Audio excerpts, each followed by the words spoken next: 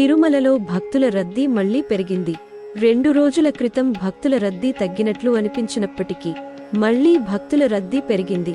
శుక్ర, శని, ఆదివారాలు కావడంతో తిరుమలకు భక్తులు అధిక సంఖ్యలో చేరుకుంటున్నారు. వారాంతంలో తిరుమలలో భక్తుల రద్దీ అధికంగానే ఉంటుంది. తిరుమలకు భక్తులు భారీగా తరలివస్తున్న తరుణంలో ఎలాంటి ఇబ్బందులు రాకుండా టీటీడీ అధికారులు ప్రత్యేకంగా ఏర్పాట్లు చేస్తున్నారు. 300 రూపాయల ప్రత్యేక దర్శనం టికెట్లు కొనుగోలు చేసిన భక్తులకు 3 నుంచి 4 గంటల సమయం పడుతుంది.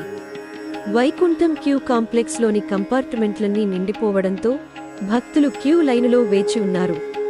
సర్వ దర్శనానికి 18 గంటల సమయం పడుతుందని టీటీడీ అధికారులు వివరించారు.